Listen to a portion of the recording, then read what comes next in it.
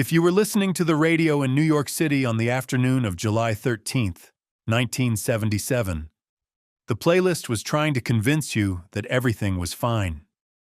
You heard the polished, high-gloss escapism of the Bee Gees asking, "How deep is your love?" You heard the breeze-filled nostalgia of Jimmy Buffett's Margaritaville. You heard the symphonic optimism of the Star Wars theme. It was music designed to make you forget. Forget that the city was bankrupt. Forget that a serial killer named Son of Sam was hunting people in Queens. Forget that the summer of love was 10 years dead and buried. But there was a different sound bubbling under the pavement. A sound that wasn't playing on Top 40. Down on the Bowery, at a grime-covered club called CBGB's, a band called the Ramones was stripping rock and roll down to 3 chords and a leather jacket. And up in the Bronx, in playgrounds and rec centers, kids were taking those same disco records, scratching them up, and rapping over the breaks. New York was a tale of 2 playlists, the shiny, denial-filled disco of Midtown and the angry, hungry pulse of the street. And then, at 9:36 p.m., God hit the mute button. When the lights went out, the disco stopped, the escapism died, and in the silence of that 25-hour darkness, a new soundtrack was born. It wasn't written in a studio. It was written in the chaos of looting, the heat of the blackout, and the sudden, violent redistribution of musical equipment. This isn't just the story of a power outage. This is the story of the night disco died, punk grew up, and hip-hop was literally stolen from the display windows of the Bronx. To understand why a simple power outage became a cultural revolution, you first have to understand the battlefield. In July of 1977, New York City wasn't just segregated by borough or by tax bracket. It was segregated by rhythm. The city was fighting a civil war of frequencies. If you had money, real, insulated, recession-proof money, you were in Midtown Manhattan. You were standing on 54th Street, praying for a nod from Steve Rubell, the gatekeeper of Studio 54. Studio 54 had opened its doors in April of 1977, just 3 months before the blackout. It wasn't just a nightclub, it was a fortress of denial. Inside those walls, the grim reality of 1970s New York didn't exist. The air conditioning was set to a crisp Arctic chill, a stark contrast to the suffocating soup of humidity outside. The lights were $1 million technological marvel. And the music? The music was the sound of capitalism functioning perfectly. Disco, by its very nature, was the music of the haves. Think about the production of a track like Disco Inferno or Native New Yorker. These weren't recorded in garages. They were recorded in state-of-the-art studios with full string sections, horn sections, session musicians, and high-gloss production values. It was expensive music to make, and it was expensive music to consume. To be part of that scene, you needed the clothes, the cover charge, and the social currency. It was a closed loop. It was a New York state of mind, fueled by cocaine and exclusion. But 50 blocks south on the Bowery, the have-nots were building a different church. CBGB's was the anti-Studio 54. It was a cavernous, grime-covered dive bar that smelled of stale beer, dog urine, and rebellion. There was no velvet rope here. There was just a door that didn't close properly, and a stage that was barely elevated off the sticky floor. This was the summer of punk. Bands like the Ramones, Television, Patti Smith, and the Talking Heads were stripping rock and roll down to its absolute chassis. If disco was about polish and orchestration, punk was about rust and speed. Listen to the track Blank Generation by Richard Hell and the Voidoids, which was haunting the downtown scene that summer. The guitars are jagged, the vocals are yelped, not sung. It wasn't about escaping reality. It was about staring it in the face and screaming. It was the sound of the white working class realizing that the American dream had bounced a check. They couldn't afford orchestras. They could barely afford their pawnshop guitars. But while the rich had disco and the angry art kids had punk, there was a third group, a group that had been completely written out of the cultural narrative. Up in the South Bronx, the African American and Latino youth didn't have a club. They didn't have guitars. They didn't have velvet ropes. The Bronx in 1977 was statistically one of the poorest places in the Western world. It was a borough on fire. The policy of planned shrinkage, where the city deliberately closed fire stations in poor neighborhoods, had left the Bronx to burn. Landlords were torching their own buildings for insurance money because the property value was lower than the policy payout. If you were a kid in the Bronx who wanted to make music, you faced a brutal economic wall. You couldn't afford a Fender Stratocaster. You couldn't afford studio time. You certainly couldn't get into Studio 54. But you had your parents' record collection. You had James Brown. You had Sly and the Family Stone. And you had a new idea. A few years earlier, a Jamaican immigrant named DJ Kool Herc had started throwing parties in the rec room of 1520 Sedgwick Avenue. He brought with him the Jamaican tradition of the sound system, massive custom-built speakers that could rattle the ribcage. He noticed that the dancers, the b-boys, didn't care about the verses of the song. They waited for the break, that 4-second drum solo in the middle. Herc realized that if he had 2 copies of the same record, he could switch back and forth, extending that 4-second break forever. He could turn a moment into a movement. By the summer of 1977, this new sound, hip-hop, was bubbling under the surface. Grandmaster Flash was experimenting with the quick mix theory, using crayon marks on the vinyl to find the break instantly. But there was a bottleneck. A massive, insurmountable hardware problem. To be a hip-hop DJ, you didn't just need talent. You needed heavy machinery. You needed 2 direct-drive turntables, preferably the Technics SL1200, which had been released a few years prior. These were built like tanks, with a high-torque motor that allowed for scratching without dragging. You needed a mixer. And most importantly, you needed power. You needed massive amplifiers and speakers, like the legendary Serwin Vega earthquakes, to push the bass through the concrete of a playground. In 1977 dollars, a proper DJ setup cost thousands. For a teenager living in the projects of the South Bronx, where youth unemployment hovered near 60%, you might as well have asked for a spaceship. The culture was starving for equipment. There were maybe 5 or 6 crews in the entire borough who had a decent sound system.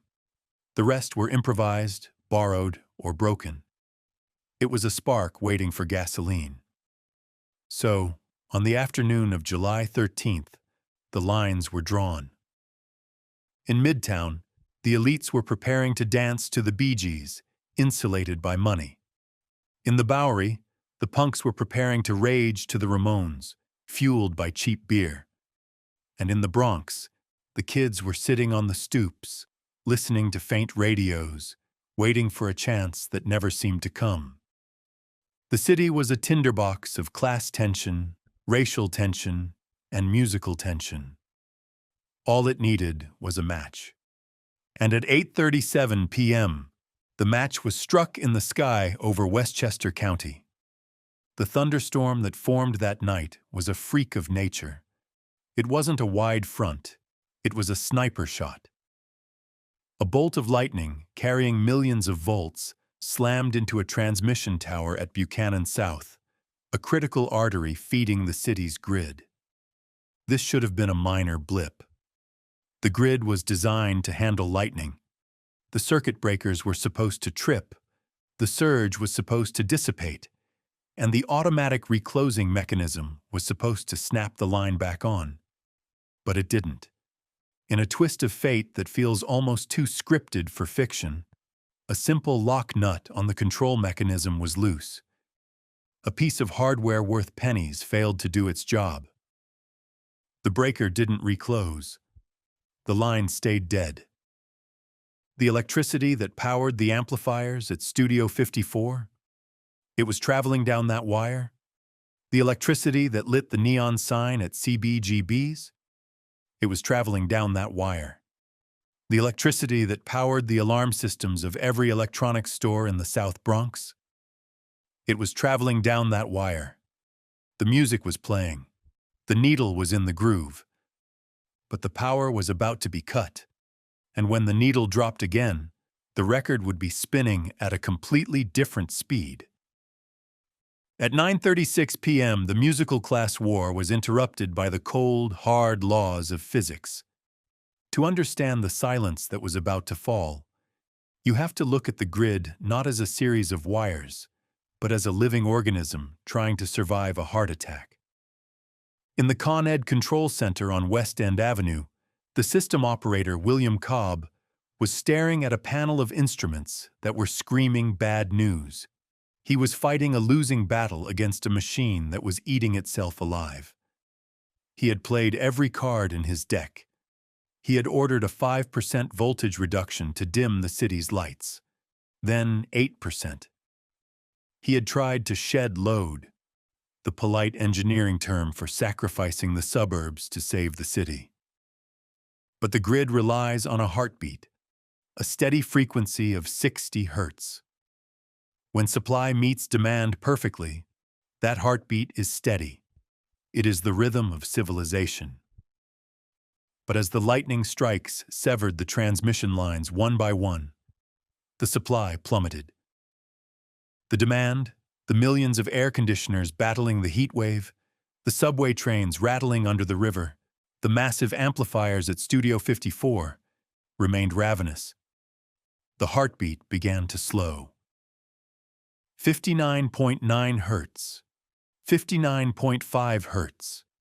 At the Ravenswood power plant in Queens, the massive number 3 generator, affectionately known to New Yorkers as Big Alice, sensed the death spiral. Big Alice was the world's first million-kilowatt steam turbine. It was the anchor of the city's power. But it was also a delicate beast. Its safety systems were designed to protect the turbine from shaking itself apart if the frequency dropped too low. At exactly 9:36 p.m., the frequency hit the kill zone. Big Alice didn't ask for permission. It tripped offline to save itself. The heart stopped beating. The effect was instantaneous and absolute. It wasn't a flicker. It wasn't a dimming. It was a guillotine. In Midtown, inside the fortress of Studio 54, the effect was surreal. 1 second, the room was a kaleidoscope of strobe lights and thumping bass filled with the most famous people on Earth: Bianca Jagger, Andy Warhol, Calvin Klein. The next second, it was a pitch-black, suffocating tomb. There were no emergency lights on the dance floor. The disco inferno didn't just fade out, it was severed. The turntables stopped spinning, creating that sickening, sliding groan of a record losing momentum, the sound of the fantasy grinding to a halt. For the wealthy patrons inside, the silence was terrifying. These were people who paid to be insulated from the reality of New York. Suddenly, the air conditioning died. The humidity of the street rushed in. The smell of expensive perfume began to mix with the smell of panic sweat. The fantasy of the infinite party had slammed into the wall of a failing infrastructure. They were no longer the masters of the universe. They were just people trapped in a dark room in a bankrupt city. Down in the subway tunnels, the silence was even more dangerous. 4,000 trains lost power simultaneously. Hundreds of thousands of commuters were stranded in tunnels beneath the East River and the Hudson. The lights flickered and died. The fans coasted to a halt. In the dark, the heat began to rise immediately. And in the silence of those tunnels, you didn't hear music. You heard the scratching of rats on the tracks and the hushed, terrified whispers of people who remembered the headlines about the son of Sam. Is he on this train? Is he in this car? The subway system, usually the veins of the city, had become a 600-mile-long dungeon. But if Midtown was panicked and the subways were terrified, the mood in the Bronx was shifting to something else entirely. When the streetlights died on Grand Concourse, it didn't feel like a tragedy. It felt like an invitation. The police were instantly blinded. The 911 dispatch centers were overwhelmed within minutes, fielding 80,000 calls that they couldn't possibly answer. The secure electronic gates that protected the storefronts, gates that required electricity to engage the magnetic locks, were suddenly just heavy pieces of metal. The city held its breath for about 10 minutes. It was a pause, a moment of calculation.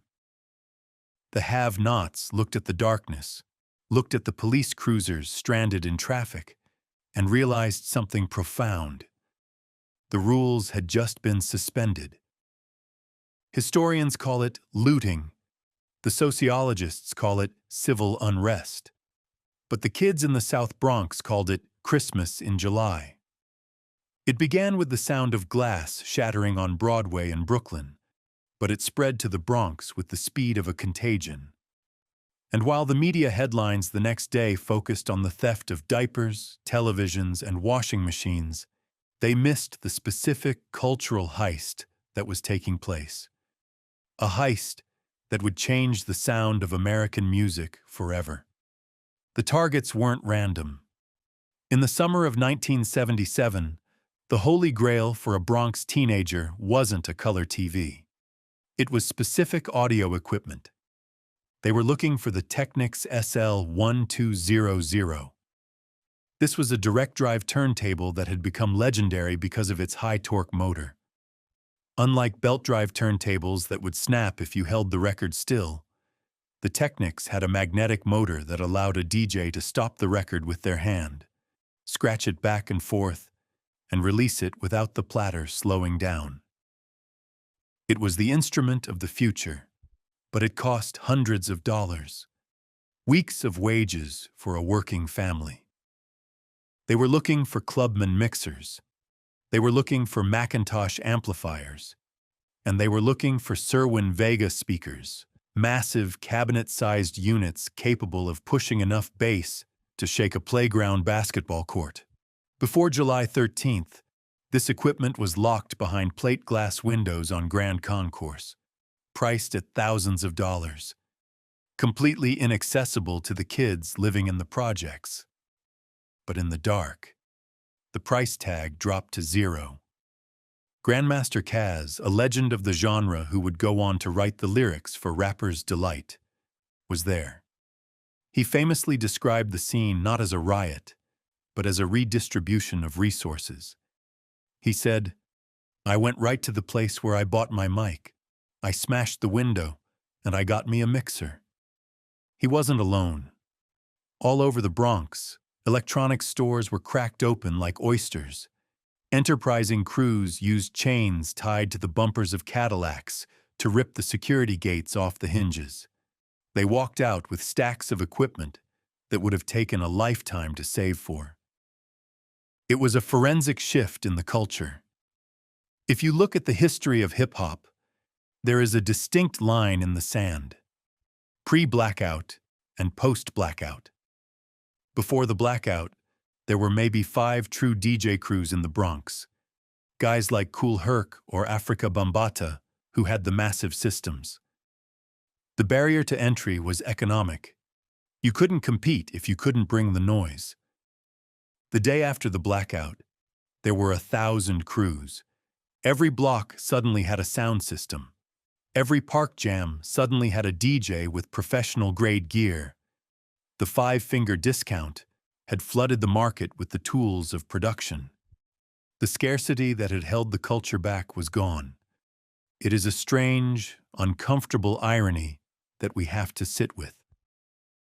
The genre of music that would eventually become the most dominant cultural force in the world, hip-hop, was effectively jump-started by a night of felony larceny. While the punks at CBGB's were drinking in the dark, and the disco queens at Studio 54 were being led out by flashlights, the architects of hip-hop were busy building their future. They weren't mourning the silence. They were filling it. They were dragging the heavy, expensive machinery of the musical class war out of the stores and into the projects. And once they plugged it in, they would never turn it down again. When the sun finally rose over the jagged skyline of New York City on Thursday, July 14th, it didn't look like morning in America. It looked like the aftermath of a war. The humidity hadn't broken. If anything, the daylight made it worse. The temperature was climbing back rapidly into the 90s, baking the piles of uncollected garbage that were rotting on the sidewalks due to the sanitation strike.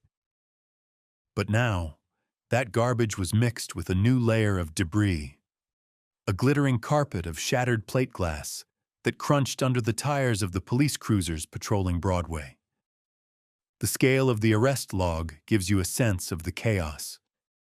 The NYPD had arrested 3,776 people in a single night. It was the largest mass arrest in the city's history.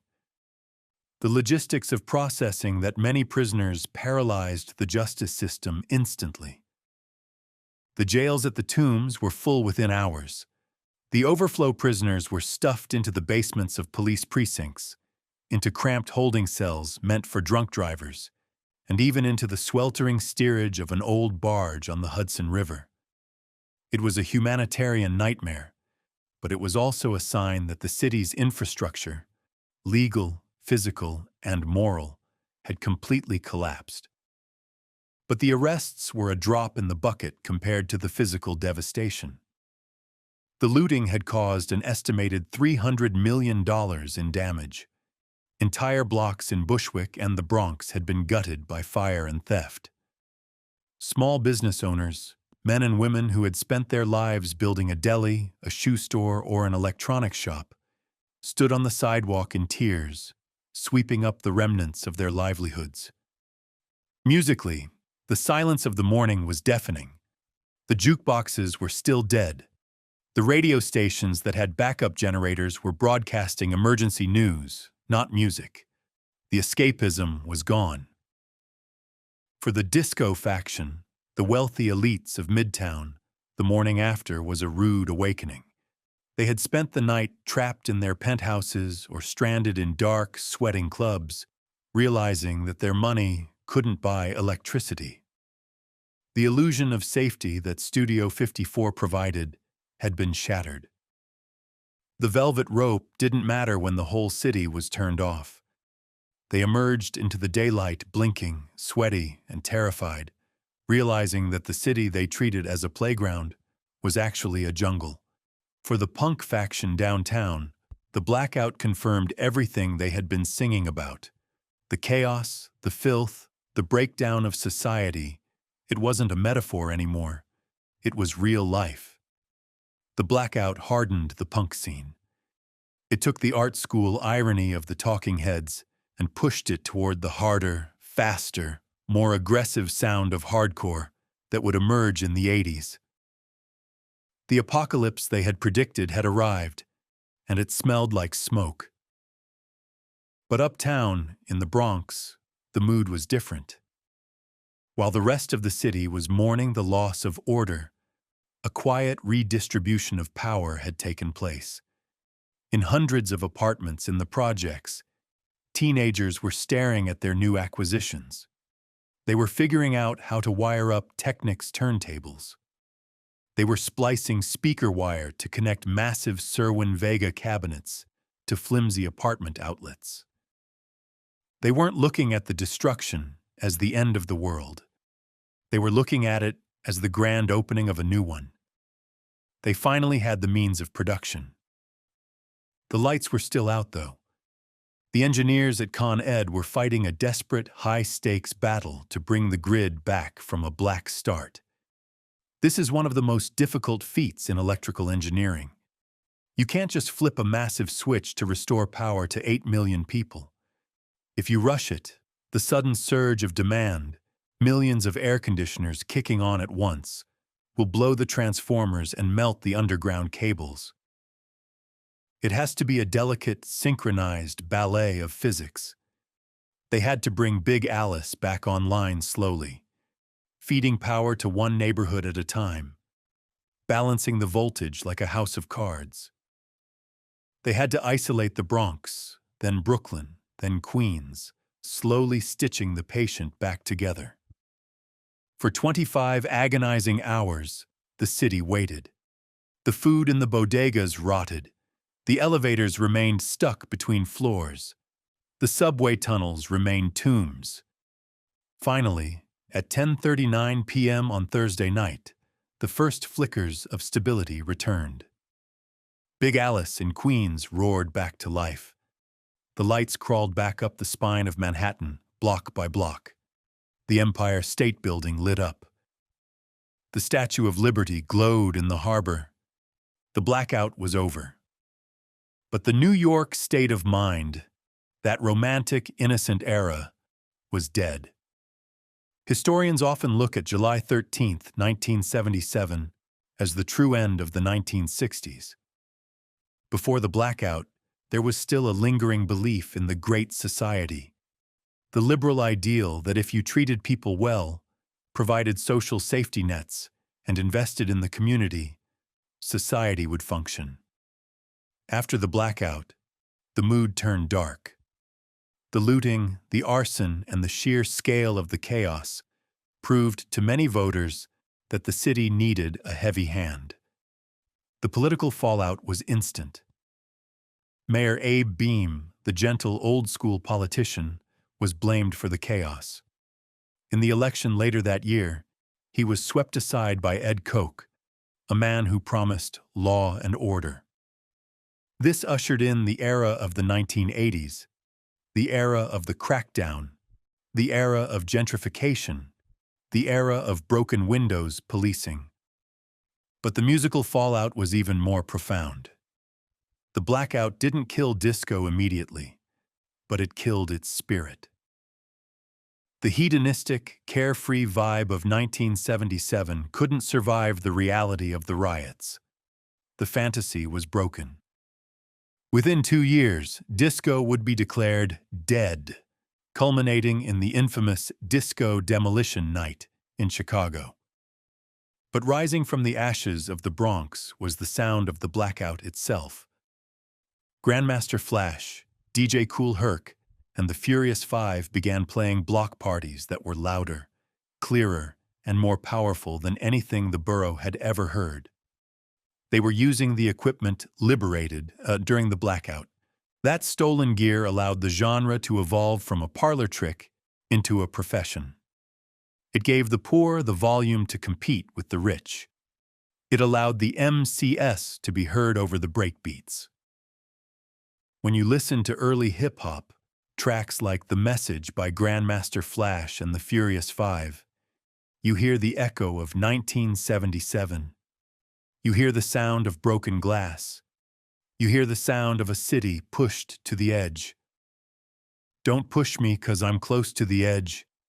I'm trying not to lose my head. That lyric isn't just a rhyme. It is a documentary. It is the sound of a generation that watched their city burn and decided to build a rhythm out of the ashes. The blackout taught an entire generation a brutal lesson. The system can fail. The lights can go out.